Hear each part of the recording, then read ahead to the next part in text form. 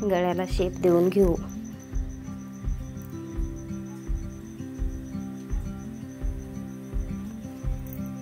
गळ्याला patchwork करण्यासाठी कापड ठेवून आकार उठवून घेऊ व त्यावर चॉकने गडद करून घेतल्यानंतर 2-2 इंच असे टिक मार्क करत आकार देऊ।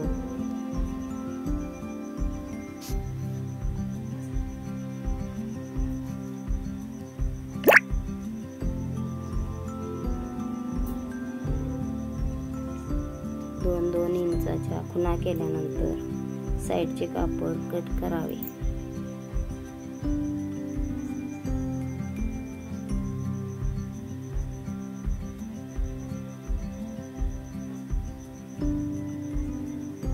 व ते आत दुमडून टीप मारून घ्यावी, म्हणजे धागे निघत नाहीत।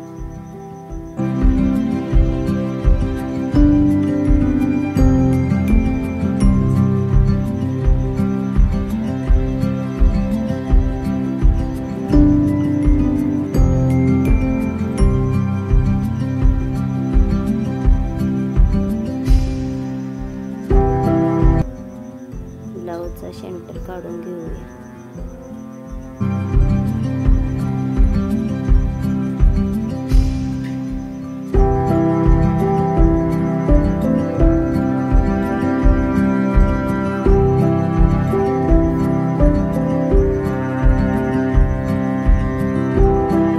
कापड सवशे करून त्यावरती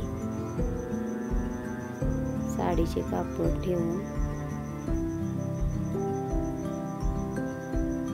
सेंटर बरोबर आहे का टेपने बघावे व त्याला पिनअप करून कापड हलू नये म्हणून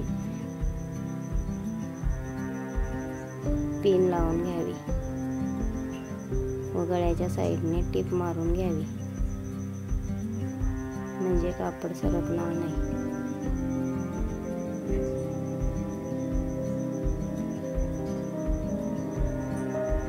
कपड्यावर अस्तर ठेवून कमरेच्या साईडून टीप मारून कापड पलटून घ्यावे।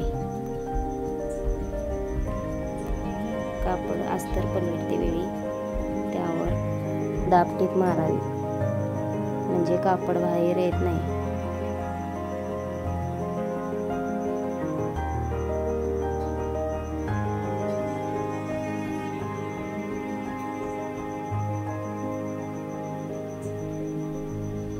अस्तरचा गळा कट करून घेतलेला आहे, तो त्याच्यावर ठेवून टीप मारून घ्यावी। अस्तर ब्लाउज पासून सरकून जाऊ नये म्हणून पिनअप करावे।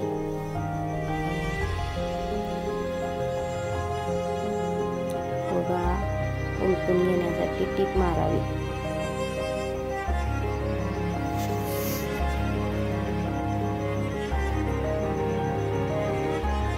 आता आपण आतील कापड कट करून घेऊ व गळ्याला थोड्या अंतराने कट लावून घेऊया, म्हणजे गळा व्यवस्थित व छान होतो। गळा परतण्यास आपल्याला त्रास होणार नाही।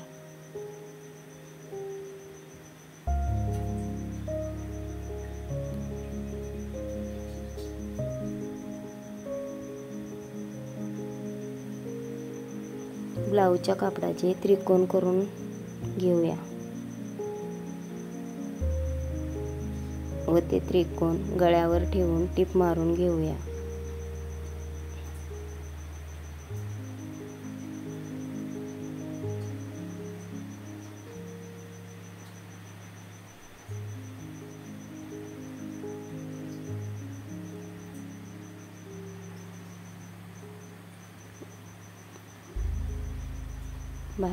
बाहेरील साईडून गळ्याला लेस लावून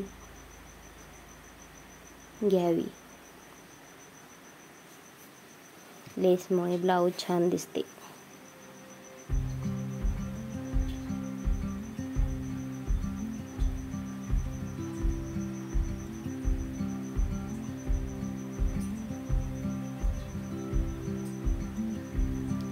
गळ्याच्या दोन्ही साईडून लेसला टिपा मारून घ्याव्यात, म्हणजे लेस उचलत नाही.